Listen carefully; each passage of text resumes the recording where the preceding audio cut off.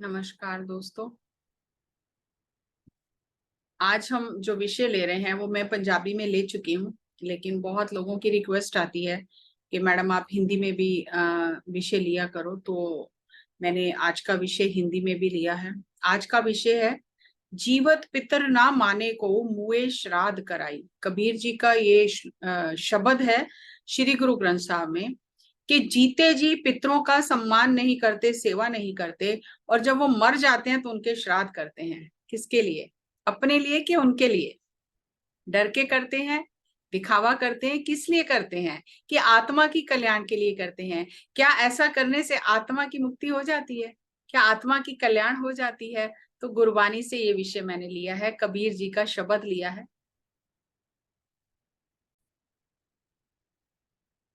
जीवत पितर ना माने को मुए श्राद्ध कराई। जब वो मर जाते हैं उनके नाम से दान पुण्य बहुत कुछ करते हैं। तो ऐसे ही श्री गुरु नानक देव जी के पिता मेहता कालू जी ने अपने पिता का श्राद्ध किया, और जब श्री गुरु जी ने पूछा कि आज इतना सब भोजन और किसके लिए ये व्यवस्था है, तो उनके पिता मेहता कालू जी ने कहा आज मेरे पिता का श्राद्ध है, इसलिए ये सब ब्राह्मणों को बुलाया है भोजन कराने के लिए। तो श्री गुरु नानक देव जी ने अपने पिता को कहा कि जब तक आत्मा वासनाओं से बंधी हुई है तब तक वो मुक्त नहीं होती है। और बहुत प्यारी उदाहरण दी कि जैसे कोई बच्चा पतंग उड़ाता है, तो जब तक पतंग डोर से बंधी हुई है, बंधन में है, जब वो डोर कट जाती है, पतंग कहीं दूर निकल जाती है, वो बंधन मुक्त हो जाती है। तो श्री गुरु जी ने जो यहाँ अपने पिता को उपदेश दिया हम सबके लिए, वो जानना बहुत जरूरी है। उन्होंने कहा कि जैसे किसी बच्चे की पतंग कट जाती है तो पीछे से लंगर डालता है और उसको फिर पकड़ लेता है, तो हम अपने मोह की डोर दोबारा डालते हैं उनको पकड़ने के लिए।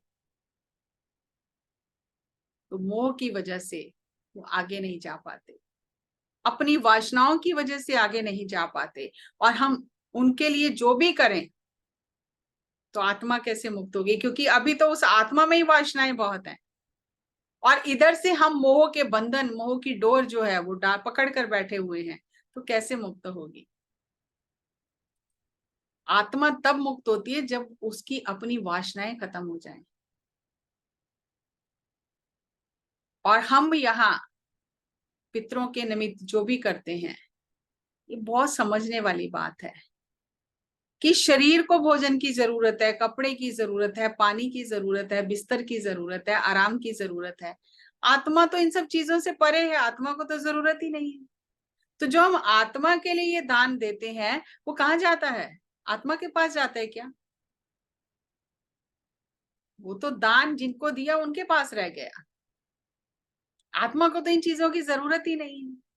लेकिन जो एक लोक, एक रीति बनी हुई है, उसी तरह से हम करते जा रहे हैं बिना विचार किए कि संतों ने, गुरुओं ने हमें समझाया क्या है। और ना तो हमारी इतनी नजर है कि हम देख सकें कि वो कहाँ पर है। हो सकता है वो ऐसी उन्नत अवस्था में हो कि उनके लिए कुछ करने की जरूरत ही नहीं है, और हम फिर भी किए जा रहे हैं। तो ये बहुत सोचने समझने वाली बातें हैं, गहराई से चिंतन मनन करने वाली बातें हैं। तो जब वो ब्राह्मणों को भोजन जिवाने लगे तो ब्राह्मणों के पैर धोने लगे उनके पिता। तो श्री गुरु जी ने कहा कि आंखें बंद करो। समझा तो दिया लेकिन दिखाया उन्हें कि आंखें बंद करो। जब उन्होंने आंखें बंद की तो बैकुंठ धाम पहुंच गए, और वहां उन्होंने देखा कि सारे पितर यहाँ आनंद से रह रहे हैं। बैकुंठ धाम में सारे पितर इनके मेहता कालू जी के गले मिले और इनको बहुत ही इनका बड़ाई की, और कहा कि आपके घर में जो नानक पुत्र पैदा हुआ है उसकी वजह से हम यहाँ पहुंचे हैं, हम सबकी कल्याण हो गई है, हमारे लिए तो श्राद्ध की जरूरत ही नहीं है। तो जब आप शरीर छोड़ोगे आप भी यहीं आओगे, और बहुत सुख वहां पर भोग भोगने के लिए मिले। और साखी ये कहती है, पाई बाले वाली जो जन्म साखी है उसमें ये साखी लिखी है कि 1 बरस तक मेहता कालू जी वैकुंठ में रहे। और जैसे ही उन्होंने अपने पितरों को कहा कि अभी तो मैं शरीर में हूं, मैं बाद में शरीर छोड़ के आपके पास आऊंगा, अभी मुझे वापस जाना है, तो जैसे ही उनके मन में ये विचार आया, वापस उनकी आंखें खुल गई और उन्होंने श्री गुरु नानक देव जी को सामने बैठे देखा। तो उन्होंने कहा, बेटा अब अगर आप कहो तो श्राद्ध करें, आप कहो तो ना करें। तो पिता को बाबा नानक जी ने कहा कि अब तो आप सब कुछ जानते हो। तो मेहता कालू ने कहा कि गुरु नानक देव जी को कि मैं एक बात से बहुत हैरान हूं, वो समझनी हमारे लिए थोड़ी कठिन भी है, हो सकता है हमें लगे ऐसा कैसे हो सकता है, लेकिन ऐसा होता है। मेहता कालू जी ने कहा कि एक बात मुझे बताओ कि वहां मैं 1 साल रहकर आया हूं बैकुंठ में, और यहाँ मैं अभी उसी ब्राह्मण के पैर धो रहा हूं, ये क्या है? तो श्री गुरु नानक देव जी ने कहा कि परमात्मा के घर में कुछ भी आश्चर्य नहीं है। ये जो हमारी धरती है तीसरे आयाम में है, और ऊपर के लोग जो हैं उनमें और इसमें समय का फर्क है।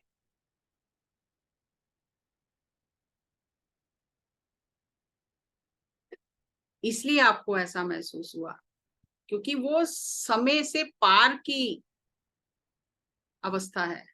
धरती समय से बंधी हुई है, मन समय से बंधा हुआ है, लीनियर टाइम है यहाँ पर। तो परमात्मा की कुदरत में कुछ भी आश्चर्य नहीं है। तो ये देखकर माता पिता जो थे उन्हें भी इस बात पे भरोसा आया कि हमारा पुत्र नानक स्वयं परमात्मा है, जिनकी वजह से हम भी धन्य हुए हैं। तो ऐसे उदाहरणों से, ऐसी घटनाओं से गुरु संत हमें बताते रहे हैं कि क्या करना चाहिए, क्या नहीं करना चाहिए। तो इसी बात को कबीर जी ने अपने शब्द में कहा कि मोको कुशल बतावो, कोई कोई मुझे ये बताए कि आत्मिक खुशी असली है कहाँ। कुशल कुशल करते जग बिन से, कुशल भी कैसे हुई।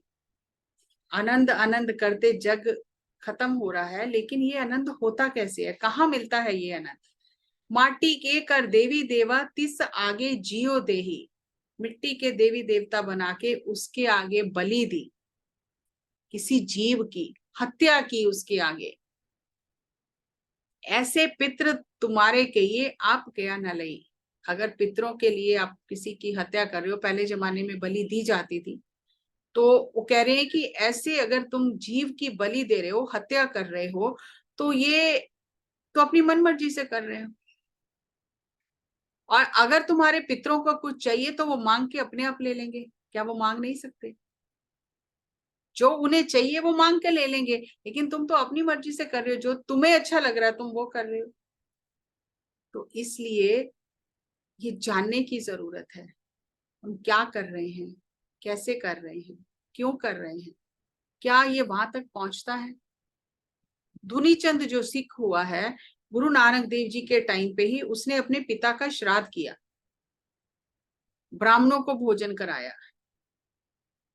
तो श्री गुरु जी ने कहा कि तू ब्राह्मणों को भोजन करा रहा है, गुरु जी को भी बुलाया। तो गुरु जी ने कहा तू तो ब्राह्मणों को भोजन करा रहा है 4 दिन से, तेरा पिता तो 4 दिन से भूखा बैठा है जंगल में, उसके प्राण निकल रहे हैं भूख के मारे। तो दुनीचंद ने कहा, ये पंडित ये तो कहते हैं, शास्त्र कहता है कि श्राद्ध करने से वहां तक पहुंचता है। तो श्री गुरु जी ने कहा तो अपनी आंखों से देख कर आ, ये प्रसाद का थाल ले जा जंगल में, तेरे को एक बघियाड़ मिलेगा और उसके आगे थाल रख देना, और उसी से पूछना कि पिताजी आपको ये योनि कैसे मिली, क्यों मिली। वो कहने लगा, मेरे पिता तो बहुत उत्तम कर्म करते थे, वो इस योनि में कैसे चले गए। तो श्री गुरु नानक देव जी ने कहा, वही बताएंगे तेरे, तू वहां जा, डरना नहीं। तेरे दर्शन करके, तुझे देखकर उनकी मानुष की बुद्धि हो जाएगी, वो तुझसे बात करेंगे, तो उनसे प्रश्न पूछना। तो जब दुनीचंद गया वहां पर, देखा कि वो है वहां पर बघियाड़, तो दुनीचंद ने हाथ जोड़ के कहा, पिताजी आप तो बहुत उत्तम लोग थे, आपको ये योनि क्यों मिली। तो उन्होंने कहा, बेटा जब मेरे प्राण निकल रहे थे तब मेरे पास किसी आसपास किसी ने मांस बनाया, उसकी खुशबू आई, तो मेरा मन खाने का किया, और सारा जीवन उत्तम कर्म करने के बाद ये वासना मुझे इस योनि में ले आई कि जाओ अब इसी योनि में रहकर ये मांस खाओ, मांस ही खाओ अब। तो मुझे उस खुशबू ने, वासना ने इस जन्म में ढकेल दिया। और जो गुरु तेरे घर आए हैं, जो महापुरुष आए हैं, उनके सेवा कर, उनसे उपदेश ले। जब तक जीवन में सच्चा गुरु नहीं आता तब तक हम बंधन मुक्त नहीं होते हैं।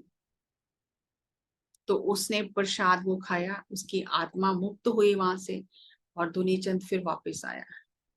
तो उसे भरोसा हुआ, उसने आके सबको बताया कि उसने क्या देखा और क्या उसकी वार्तालाप हुई है।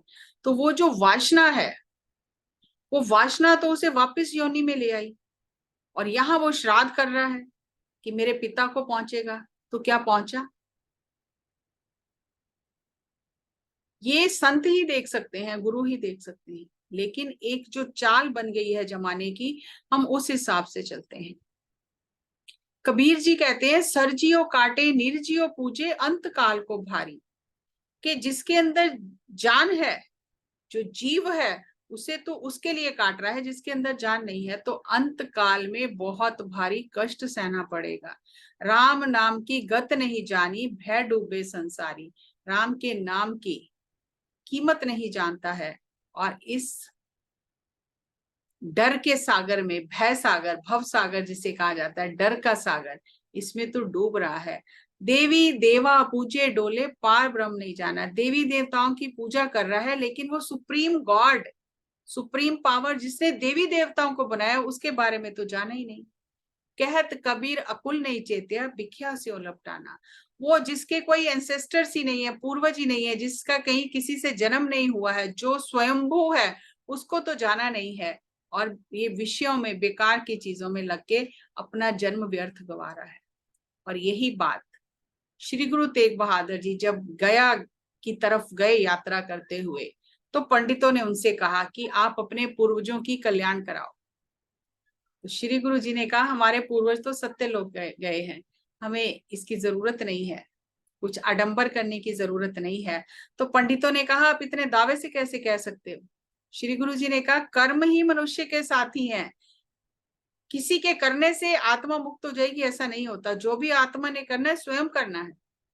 स्वयं के कर्म ही उसे बंधन में डालते हैं या मुक्त करते हैं। तो पंडितों ने कहा, इसका क्या सबूत है? सबूत दो, नहीं तो हम राजा के पास आपकी शिकायत करेंगे। तो श्री गुरु जी ने कहा, हमें किसी का भय नहीं है, कोई लालच नहीं है, कोई डर नहीं है। ना देखो तो अच्छा है। लेकिन वो पंडित कहने लगे, नहीं हमें दिखाओ, सबूत दो हमें। तो उसमें एक पंडित राम शरण था, जो अपने पिता का श्राद्ध करता था। वो कह रहे, मैं तो कितने समय से अपने पिता का श्राद्ध कर रहा हूँ, मेरे पिता तो मुक्त हो गए हैं। तो श्री गुरु जी ने उसके सिर पर हाथ रखा कि तुझे देखना है तेरा पिता कहाँ है, तो देख। तो एक जंगल में पहुंच गया, और वहां एक शेर है, भूखा। जंगल में सब पशु पक्षी खा लिए, अब कुछ खाने को भी नहीं मिलता है, भूख से व्याकुल है। तो इसने पूछा, आप कौन हो? तो उस शेर ने कहा, उसकी आत्मा ने कहा, मैं तेरा पिता हूं। तू वहां मेरे लिए श्राद्ध कर रहा है इतने सालों से, मैं यहाँ भूखा जंगल में तड़प रहा हूं। तो जो भी हम करते हैं वो कहाँ पहुंचता है, किस तक पहुंचता है, कैसे पहुंचता है? तो गुरु संत बार बार हमें ये चीज बताते हैं। और वो इतना डर गया पंडित ये देखकर दृश्य, तो गुरु जी ने उसके सिर के ऊपर से हाथ हटा लिया और कहा, अब जो देखा है वो सबके बीच में बताओ। तो पंडित को बताना पड़ा कि मेरा पिता तो शेर बना हुआ है, और मैं यहाँ कितने सालों से, जब से उनकी मृत्यु हुई है, उनके लिए श्राद्ध कर रहा हूँ, और वहां वो भूखे व्याकुल हो रहे हैं जंगल में। तो हमें जागने की जरूरत है। माता पिता के रहते उनकी सेवा करें। माता पिता तो वृद्ध आश्रम में हैं, तड़प रहे हैं, रो रहे हैं, उनकी कोई सेवा नहीं कर रहा, दुखी हैं, उनकी जायदाद छीन ली, उनको घर से बाहर निकाल दिया। आज हम सब कुछ देख रहे हैं अपनी आंखों से। आज बच्चे जायदाद के लिए, बेटे बेटियां माँ बाप से लड़ रहे हैं, आपस में लड़ रहे हैं, और बाद में श्राद्ध करते हैं, उनके नाम से दान करते हैं, दक्षिणा देते हैं। किसको पहुंचता है? और कहते हैं कि ऐसा करने से आपके पितृ दोष दूर हो जाएंगे। दोष लगा कैसे, उसकी जड़ क्या है? जब तक जड़ नहीं कटेगी दोष कैसे दूर हो जाएगा। मैंने अपनी आंखों से ऐसे लोग देखे हैं जिन्होंने सारा जीवन एक गिलास पानी भी नहीं दिया अपने पिता को, इतना बदतर व्यवहार किया उनसे, और जब उनकी मृत्यु हो गई बहुत बड़े बड़े भंडारे लगाए, बड़े बड़े लोगों को बुलाया कि उनके नाम से हम दान कर रहे हैं, लाखों रुपया दान कर रहे हैं। कितनी हास्यपद बात है। वो अपने जीवन में एक गिलास पानी के लिए तरसते रहे और उनके नाम से अब दान कर रहे हैं। तो पितृदोष कैसे दूर होगा? जो उस आत्मा को ऊर्जा दी है वो ऊर्जा कैसे संतुलित होगी? वो तो तड़पती गई है, और ऐसे एक नहीं हजारों उदाहरण है हमारे सामने। तो चक्रों में ना पड़े।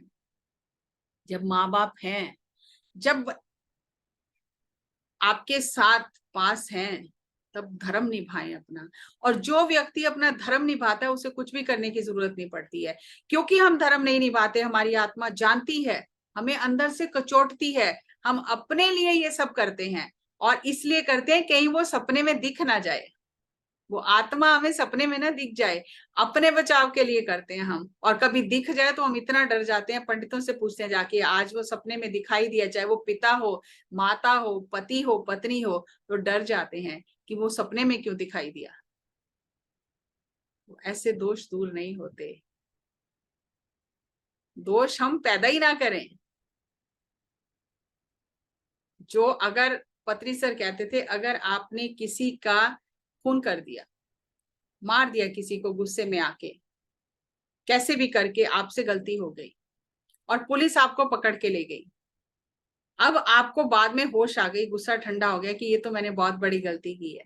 अब पुलिस पकड़ के ले गई, आप पर मुकदमा चला, जज के सामने आपको पेश किया, आप जज के पैर पकड़ लो, रो रो के उसके पैर धो दो कि मेरे से गलती होगी, मेरी भूल को क्षमा करो। क्या वो क्षमा करेगा या सजा देगा आपको? ये कर्म सिद्धांत है, जो देते हैं वो वापस आता है। तो देने से पहले सोचिए, देने के बाद नहीं। जब समय है तब माता पिता की सेवा करिए, और जो सेवा करते हैं, अपना धर्म निभाते हैं, उन्हें कोई कर्म कांड करने की जरूरत नहीं होती, कोई दोष नहीं लगता उन्हें। दोष कहाँ से लगेगा? किया ही नहीं कुछ ऐसा जिससे दोष लगे। कर्मों के दोष हैं, इसका दोष है यहाँ पर। सब बहुत कुछ है शेयर करने के लिए, लेकिन समय के हिसाब से देखना पड़ता है। जब मेरे माता पिता गए तो उन्होंने पहले ही कह दिया कि हमारे लिए कुछ नहीं करना, हमने जो करना था अपने लिए खुद ही कर लिया है। कोई हमारे नाम से पाठ नहीं करना, कोई हमारे नाम से रिश्तेदारों को भोजन नहीं कराना, कोई हमारे नाम से दान पुण्य नहीं करना। हमने अपने जीते जी जो करना था स्वयं कर लिया है, अब तुम्हें कुछ करने की जरूरत नहीं है। और हमने कुछ नहीं किया, कोई दोष नहीं है, मन में खुशी है कि जो करना चाहिए था, जैसे सेवा करनी चाहिए थी, वो हमने की है। इसलिए कोई अफसोस नहीं है मन में। जाना तो सबने ही है, किसी ने यहाँ बैठ नहीं जाना, लेकिन जो अपना धर्म निभाता है वो खुशी से जीवन जीता है, फिर कोई दोष नहीं लगता। और माता पिता भी प्रसन्न होकर आशीर्वाद देते हैं। वो जहां भी रहे, जिस लोक में भी रहे, अगर आपने सेवा की है तो उनकी ऊर्जा, उनका आशीर्वाद हमेशा आपके साथ रहेगा। लेकिन अगर आपने ये सब नहीं किया, दुख दिया है, तो आप कुछ भी कर लो, वो ऊर्जा जब तक संतुलित नहीं होगी, जब तक वो कर्मा संतुलित नहीं होगा, उसका हर्जाना जब तक आप नहीं भोगोगे, कुछ नहीं हो सकता। तो इन चीजों पर विचार करें। सत्य बहुत कड़वा लगता है, कड़वा होता ही है, कड़वी दवाई ही असर करती है। विचार करिए। इसीलिए कृष्ण भगवान ने भी गीता में कहा, उधरे आत्मनात्मनाम, अपनी आत्मा का उद्धार आपको स्वयं करना है, कोई नहीं कर सकता। मुझे भूख लगी है और मेरी जगह कोई और खाना खा ले तो मेरा पेट भरेगा? मुझे नींद आई है, मेरी जगह कोई और सो जाए तो मेरी नींद खत्म हो जाएगी? तो मुझे अपनी आत्मा का उद्धार करना है, और मेरे नाम से कोई और कर रहा है तो क्या मेरा उद्धार हो जाएगा? नहीं। इसीलिए कृष्ण भगवान ने कहा कि अपना उद्धार हमें स्वयं करना है, कोई किसी का उद्धार नहीं कर सकता। ग्रंथों में गुरुओं ने, संतों ने, अवतारी पुरुषों ने बार बार हमें जगाया है, लेकिन हम बहुत गहरी नींद में सो जाते हैं।